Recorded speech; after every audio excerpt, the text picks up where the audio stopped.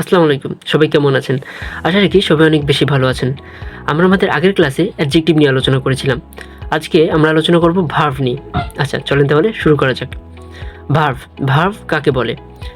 যে কোনো প্রকার ক্রিয়া বা কাজকেই ভার্ব বলে।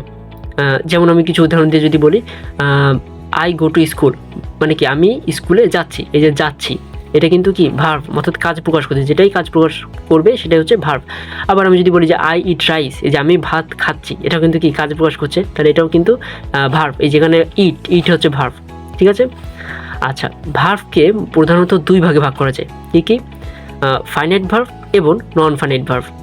আচ্ছা, চলেন আমরা ফাইনাইট ভার্ব এবং নন ফাইনাইট ভার্ব সম্পর্কে জানি। ফাইনাইট ভার্ব, ফাইনাইট ভার্ব কাকে বলে? যে ভার্ব সেন্টেন্সের কোনো বক্তব্য সম্পূর্ণ করে এবং সাবজেক্ট ও নাম্বার অনুযায়ী যার রূপ নির্ণীত হয় বা নির্ধারিত হয় তাকেই ফাইনাইট ভার্ব বলে। চলেন কিছু উদাহরণ দিয়ে বিষয়টা বোঝানো যাক। যেমন আমি যদি বলি যে মিস্টার রাজু টিচেস ইংলিশ। এই যে এখানে মিস্টার অর্থ কী, আগে অর্থটা বুঝি। মিস্টার রাজু কী করছেন? ইংরেজি শেখাচ্ছেন। এই যেখানে mister Raju teaches English, mister Raju কি থার্ড পারসন সিঙ্গুলার নাম্বার। আর আমরা সবাই জানি যে থার্ড পারসন সিঙ্গুলার নাম্বারের পরে যদি কোনো ভার্ব থাকে তার সাথে কী হয়? এস বাই এস যুক্ত হয়। তাই যে মিস্টার রাজুর পরে আমরা কিন্তু টিচ লিখিনি, কী করেছি? লাস্টে এস বাই এস যোগ করেছি। কী হবে? টিচেস, অর্থাৎ মিস্টার রাজু টিচেস ইংলিশ। বোঝা গেছে? তাহলে যেটা ফাইনাইট ভার্ব হবে সেখানে কিন্তু কী হবে? সেটা পুরো সেন্টেন্সের যে বক্তব্য এটা সম্পূর্ণ করবে এবং হচ্ছে সাবজেক্ট এবং নাম্বার অনুযায়ী তার রূপ নির্ণীত হবে বা নির্ধারিত হবে। ঠিক আছে। আচ্ছা, এবার হচ্ছে non finite verb. Non finite verb কাকে বলে?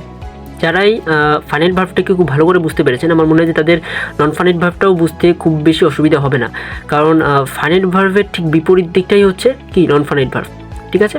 আচ্ছা চলেন আমরা নন ফাইনাইট ভার্ব কাকে বলে এটা জানি। যে ভার্ব কোনো সেন্টেন্সের বক্তব্য সম্পূর্ণ করবে না এবং সাবজেক্ট ও নাম্বার অনুযায়ী যার রূপ নির্ণীত বা নির্ধারিত হবে না তাকেই নন ফাইনাইট ভার্ব বলে।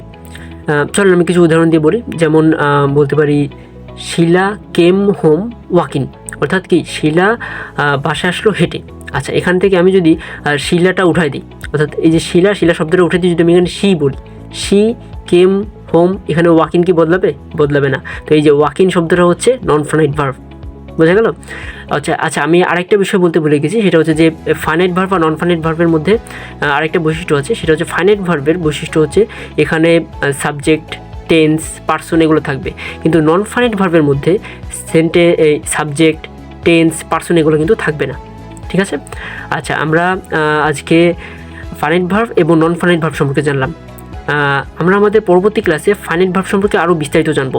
ফাইনাইট ভার্বকে কিন্তু দুই ভাগে ভাগ করা যায়। এই বিষয়গুলো সম্পর্কে আমরা আমাদের পরবর্তী ক্লাসে জানবো। ঠিক আছে।